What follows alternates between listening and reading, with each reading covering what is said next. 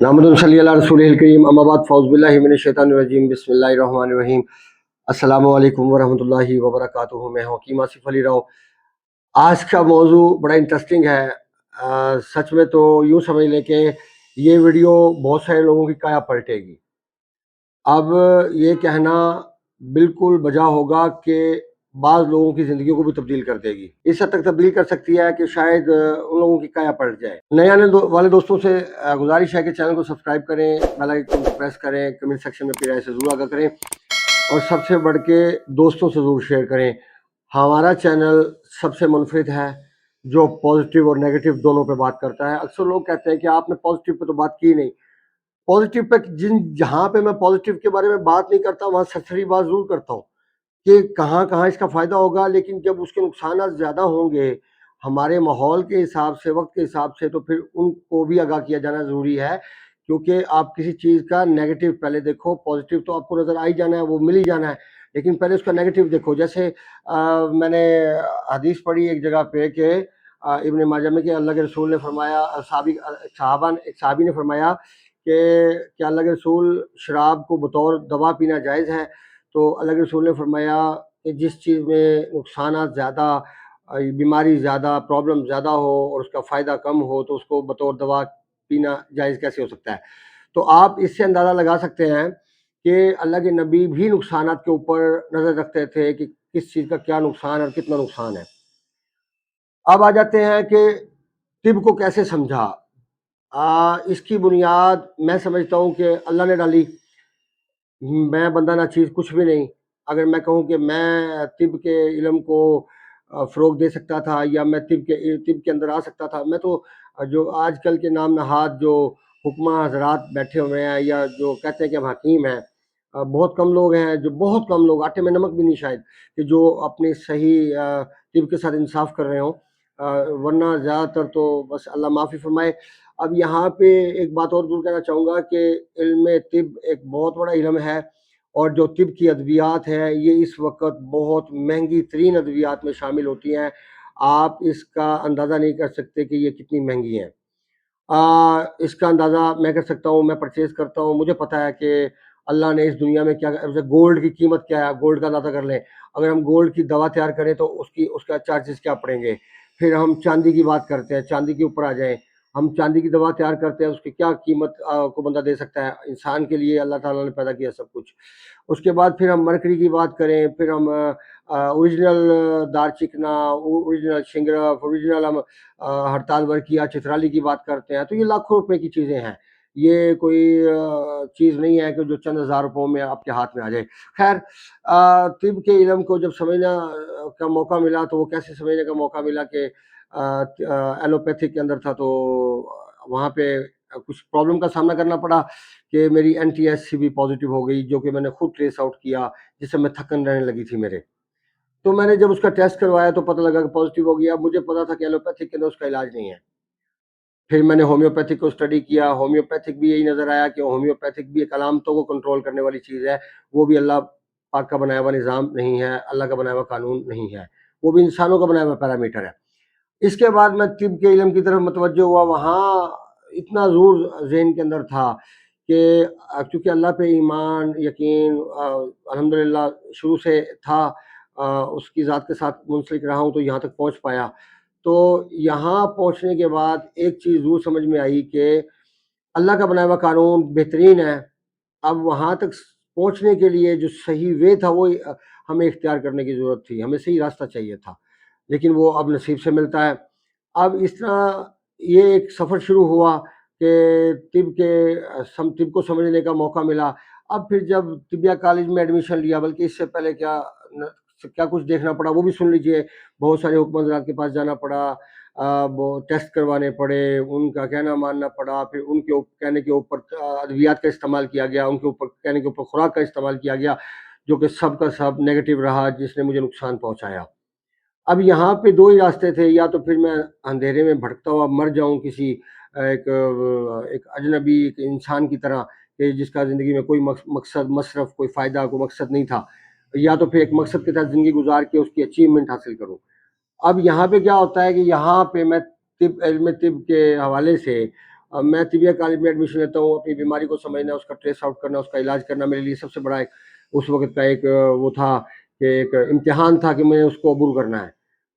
اب یہاں پہ لوگوں کے ساتھ علاج کرنا، اس کے ساتھ کوآرڈینیشن کرنا میرا مقصد نہیں تھا، لوگوں کا ساتھ میرا مقصد نہیں تھا، سب سے پہلے میرا مقصد تھا اپنا علاج کرنا۔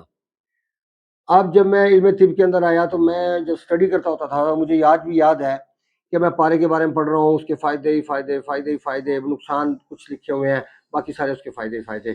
پھر شنگرف کے بارے میں اس کے فائدے ہی فائدے، اس کے نقصان بہت کم دیکھنے میں آئے۔ اچھا، اب پھر اس کے بعد جب میں آگے بڑھا تو میں نے دیکھا دار چکنے کے اتنے فائدے، اس کے نقصان کم دیکھنے میں آئے، فائدے بہت زیادہ۔ اب میرے دماغ میں ایک سوال اس وقت پیدا ہوتا تھا کہ آخر یہ سب ہے کیا؟ آخر یہ سب کیسے کہ اتنے فائدے کیسے پتہ چلے گا؟ کیونکہ یہ پتھر ہے، زہر ہے، زہروں کا تریاک زہر ہے، تو اب کیسے پتہ چلے گا کہ کون سا پتھر کتنی مقدار میں کہاں پہ استعمال کیا جائے گا؟ اور سب سے بڑھ کے اس کو تیاری کا جو مرحلہ ہے وہ سب سے اہم ہے کہ جو اس کا تیاری کا مرحلہ ہے اس کے اندر تیاری کے مرحلے کے اندر آپ ایک چیز سمجھ لیجئے کہ سب سے اہم چیز ہے اس کا اس قابل ہونا کہ وہ کھانے کے قابل ہے یا نہیں۔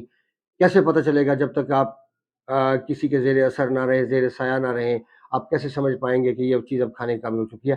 لیکن ایسے لوگ ناپید دیکھے میں نے دنیا میں۔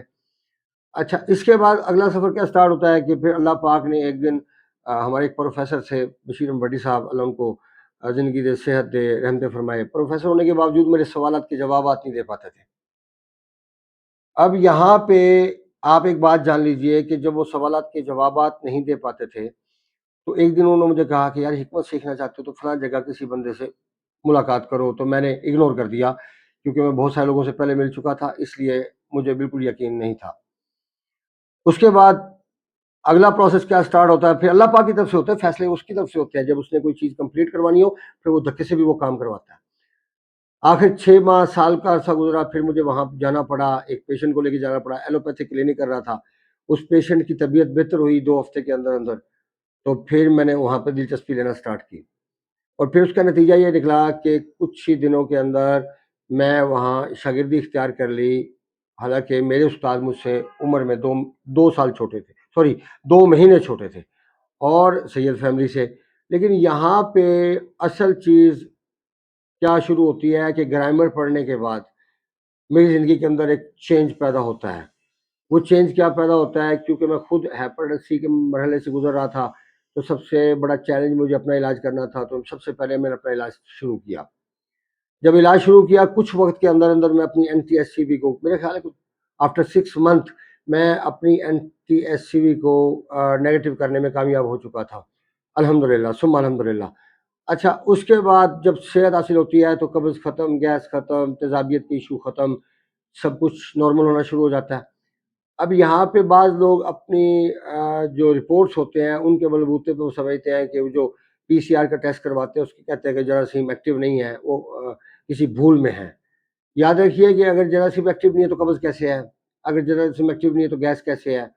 یاد رکھیے گا کہ تیزابیت کے اندر صرف N T S C B کا مسئلہ نہیں بنتا، بی کا مسئلہ بھی بنتا ہے، کولیسٹرول کا مسئلہ بھی بنتا ہے، بواسیر کا مسئلہ بنتا ہے، کینسر کا مسئلہ بھی بنتا ہے، ٹیومر کا مسئلہ بھی بنتا ہے، بہت سارے مسائل بنتے ہیں، کوئی ایک چیز تو نہیں ہے۔ اب آپ یہ تو نہیں کہہ سکتے کہ سب لوگوں کو ہیپیٹائٹس سی ہوگا، سب لوگوں کو برین ٹیومر بنے گا، سب لوگوں کو لیور پہ ٹیومر بنے گا، سب عورتوں کو یوٹرس میں ٹیومر بنے گا، سب کے گال بلیڈر میں اسٹون ہوگی، نہیں، کچھ بھی ہو سکتا ہے۔ یہ سارے کے سارے سمٹمز ہیں، کسی میں زیادہ کسی میں کم، یہ ضرور دیکھنے کو ملیں گے۔ اب یہاں پہ اپنی N T S C B کا جب علاج کیا، اس کے بعد آگے چلنے کا جب موقع ملا تو پھر لوگوں کو علاج کرنے کا اللہ پاک نے ایک موقع فراہم کیا، قوت فراہم کی، اس میں بہت بڑی کامیابیاں اللہ نے سمیٹنے کا موقع دیا۔ یوں سمجھ لیں کہ شاید مجھے یوں لگتا ہے کہ میں پیدا ہی علم طب کے لیے ہوا تھا۔ اپنی ہیپیٹائٹس سی کو نیگیٹو کرنے کے بعد بھی میں نے اورنج کا استعمال ترک کر دیا، حالانکہ اس کے استعمال کے بعد میں اورنج کھانا چاہتا، میں کھا سکتا تھا، لیکن میں اس کو استعمال نہیں کیا۔ میں نے 24 سال میں 6 سے 7 مرتبہ 8 مرتبہ اورنج کھایا ہوگا، 7 مرتبہ کھایا، اللہ تعالیٰ کمی بیشی معاف فرمائے، تھوڑا بہت اوپر نیچے۔ تو یہ اتنی دفعہ میں نے اورنج کھایا، کیوں؟ اب تو نیگیٹو ہو گئی تھی ہیپیٹائٹس سی، تیزابیت کا ایشو بھی ٹھیک ہو گیا تھا مجھے، لیکن کیوں؟ مطلب آپ جو چیز ہمارے نبی پاک سرکار نے نہیں کھائی ہم کیوں کھائیں؟ ہم کیوں اپنے آپ کو بیمار ہونے کا موقع دیں؟ کیوں ہم اپنے اللہ کے ساتھ معاملات کو الجھائیں؟ جب انسان بیمار ہوتا ہے تو اس کی نفسیات الجھ جاتی ہیں، وہ نارمل نہیں رہتا. اگر وہ نارمل نہیں رہے گا تو آپ مجھے بتائیے وہ کامیاب کیسے ہوگا. اب یہاں پہ ایک چیز سمجھ لیں کہ آپ کو پازیٹیو وے اختیار کرنا ہے, سیدھا راستہ وہ چاہیے, اور وہ کوئی پلیٹ میں رکھ کے نہیں دے گا آپ کو. مجھے اسٹرگل کرنا پڑی. اگر آپ لوگ میری بنائی ویڈیو سے استفادہ کرتے ہیں تو آپ سمجھ لیں کہ میرے کیے ہوئے علاج کے اندر بھی کوئی کمی کوتاہی نہیں ہو سکتی. اگر ہوگی تو مریض کی اپنی نااہلی ہوگی, کہیں وہ بد پرہیزی کر رہا ہے, کہیں وہ اپنے آپ کو آزاد چھوڑ رہا ہے. اب یہاں پہ ہمیں اپنی عقل کو وسعت دینا ہے, ہمیں جو حالات ہیں ان کے مطابق اپنے آپ کو ڈھالنا ہے, نہ کہ ہمیں لکیر کا فقیر بننا ہے. آج ہم وہاں کھڑے ہیں جہاں پہ ہمارے لیے تمام چیزیں نقصان دہ ہیں. اگر کوئی چیز نقصان دہ نہیں ہے تو وہ اپنے مزاج کو سمجھ کے استعمال کرنا تو نقصان دہ نہیں ہے. اگر آپ اپنے مزاج کو نہیں سمجھتے اور آپ بیمار ہیں اور آپ چاہ رہے ہیں کہ آپ ٹھیک ہو جائیں, تو اس کے لیے تو یاد رکھیں کہ آپ کو ادویات کا استعمال کرنا پڑے گا, کم سے کم بھی 3 ماہ سے لے کے 6 ماہ تک. یہ منیمم کی بات کر رہا ہوں. اور میکسیمم بعض وقت ایسا ہوتا ہے کہ جن لوگوں میں صبر و تحمل ہوتا ہے وہ 1 سال بھی چل کے اپنے آپ کو پوری طرح زندگی میں واپس لاتے ہیں اور پھر آزاد ہو جاتے ہیں. اگر آپ پوری زندگی کے لیے آزاد ہونا چاہتے ہیں تو آپ کو ایک مخصوص وقت کے لیے ایک پیرامیٹر, ایک وے ہے, ایک قانون کا بنایا ہوا ایک سسٹم ہے, ایک جال ہے, اس کے اندر آنا پڑے گا. آپ کو اس کے اندر قید ہونا پڑے گا, اپنی زبان کو کنٹرول کرنا پڑے گا, تاکہ آپ کو پتہ لگے کہ ہم دنیا میں چرنے کے لیے نہیں آئے, ہمیں دنیا میں بھیجا گیا کسی مقصد کے لیے. ہم بھوک سے بالکل نابلد ہیں. بھوک ہے کیا چیز؟ ہم جب ہمارا دل کرتا ہے ہم کھا لیتے ہیں اور اس سے بھوک لگی ہوئی ہے. یہ بھوک نہیں ہے. بھوک ہمیشہ وہ ہوتی ہے جو کان کی لویں گرم کر دے, اور جب تک کان کی لویں گرم نہ ہو, جب تک آپ کو اندازہ نہ ہو کہ آپ کے کیفیت ایسی ہوگی کہ آپ کے ہاتھ پاؤں کے اندر تاش پیدا ہونا شروع ہو گیا, تو اس وقت تک آپ بھوک کی کیفیت کا اندازہ نہیں لگا سکتے. آپ کا ٹائم ہو گیا, آپ نے کھانا کھا لیا, ٹائم ہو گیا, ناشتہ کر لیا, بھوک نہیں تھی, ناشتہ کر لیا, یہ غلط ہے. یہ آپ کو سیکشل حوالے سے بھی ویک کر دے گا, آپ کے پٹھے کمزور کرے گا, آپ کو بجائے طاقتور کرنے کے, آپ کو بجائے صحت مند کرنے کے الٹا ڈاؤن کرے گا. خیر, باتیں تو بہت ساری ہیں جو ہم کر سکتے ہیں. علم طب کے اندر آیا, اس کو سیکھنے کا موقع ملا, طب کو سمجھا اور پھر اپنا علاج کیا, تو آج لوگوں کا زندگی کو چینج کرنے کے قابل ہوں. تو آپ کو چاہیے کہ آپ اس سے بھرپور استفادہ حاصل کریں, نہ کہ آپ ٹیز کریں, نہ کہ آپ اس طرح کے کچھ سوالات کریں کہ جو تکلیف دہ ہوں. جیسے ادویات کی قیمتوں پہ بات کی جاتی ہے, آپ کیا جانتے ہیں ادویات کی قیمتوں پہ؟ اگر آپ کو ایک چیز کی قیمت ایکسپلین کی جائے تو آپ سر پکڑ کے بیٹھ جائیں گے. آپ دعائیں دیں ان حکمرانوں کو جو ہمارے سروں پہ بیٹھے ہیں, جن کو عام بندے کا احساس نہیں. اب جب پیٹرول کی قیمت بڑھائی گئی, آپ کو اندازہ ہے اس قیمت میں کتنا بڑا لاس ہوا ہے, کتنے نقصانات. کبھی آپ اس طرح مہنگائی کو کنٹرول کر سکتے ہیں؟ آپ نے خلق خدا کے لیے زندگی تنگ کر دی ہے. اور یہاں پہ بات سمجھتے ہیں کہ حکیم صاحب کا کیا قصور ہے, طبیب کیا کرے گا بیچارہ, میرے لیے کیا میں اگر آپ سوچیں کہ اگر میں اپنے ہر انسان ملنے والے پہ, بات کرنے والے پہ, ہر بندے پہ فیس چارج کرنے کی قدغن لگا دوں تو کیا بنے گا؟ ڈاکٹروں کی طرح میں تو کسی سے فیس چارج نہیں کرتا. اگر کسی انسان سے جو دینے کی صلاحیت رکھتا ہے, اس سے اگر ڈائٹ پلان کی اگر ڈیمانڈ کی جاتی ہے کہ ڈائٹ پلان کی پیمنٹ ادا کرے وہ, تو کیا یہ حق نہیں ہے؟ اور وہ وہاں پہ کہتا ہے کہ اللہ, اچھا جب وہاں پہ وہ اپنے اللہ کو کتنا نزدیک سمجھ رہا ہے, اس کا رب کتنا نزدیک ہے اس کے, کیا اس کے واش روم جانے میں, باہر نکلنے میں, کھانا کھانے میں, کھانا کھانے کے بعد کپڑے پہننے میں, کپڑے اتارتے وقت, سواری پہ چڑھتے ہوئے, سواری سے اترتے وقت, گھر میں جاتے ہوئے, گھر سے نکلتے وقت, کہاں کہاں اس کو اپنا رب یاد ہے. لوگ ہمیں کیوں رب کا وہ دلاتے ہیں کہ آپ کو رب کا خوف نہیں ہے.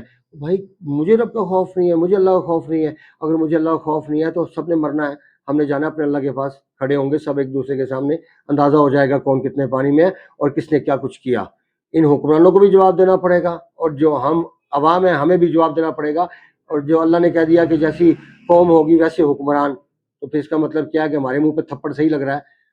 ہم اسی قابل ہیں کہ اس طرح کے لوگ ہمارے سروں پہ مسلط کر دیا جائیں اور ہماری زندگی کو تنگ کر دیا جائے. اللہ کی مخلوق کو ریلیف دینا چاہیے, اللہ کی مخلوق کے لیے تکلیف کا باعث نہیں بننا چاہیے. میرا بھی بہت دل کرتا ہے کہ میں لوگوں کے لیے ریلیف کا باعث بنوں, میں کوشش بھی کرتا ہوں, لیکن میں جس حد تک کر سکتا ہوں, جس بندے کے لیے کر سکتا ہوں میں ضرور کرتا ہوں. لیکن اب ہر بندہ مجھ سے ریلیف مانگنے کی کوشش کرے گا یا 70% مانگیں گے تو میرا بھائی میں نظام نہیں چلا سکتا، میرے بس کی بات نہیں رہے گی. میں آج تک بھی کرائے کے مکان میں رہتا ہوں.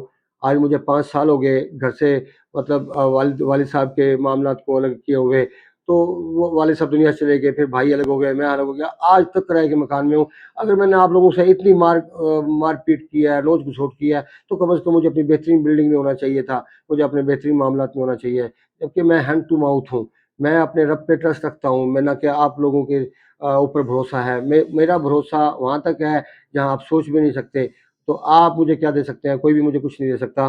لہٰذا کوشش کیجئے کہ اپنی زندگی کو بہتر کرنے کی کوشش کیجئے. انسان دنیا میں کماتا کیوں ہے؟ اپنی زندگی کو بہتر کرنے کے لیے. اور اپنی زندگی بہتر نہیں کر سکتا تو پھر اس کو کیا فائدہ ہے یہ سب کچھ کرنے کا؟ اور اس دنیا میں آنے کا مقصد کیا تھا؟ اگر انسان اپنے آپ کو فزیکلی فٹ نہیں رکھ سکتا تو وہ اپنے گھر کے نظام کو یا اپنے کاروباری معاملات کو کیسے ڈیل کر سکتا ہے؟ ملتے ہیں انشاءاللہ مزید انفارمیٹیو ویڈیو کے ساتھ.